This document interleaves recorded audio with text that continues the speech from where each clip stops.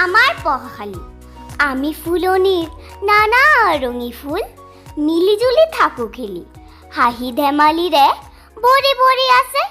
আমাৰ এই পঢ়াশালী সাধু আৰু গান শুনি নাচি নাচি লওঁ মজা হাতে কামে কৰি একো নাই কিতাপৰ বোজা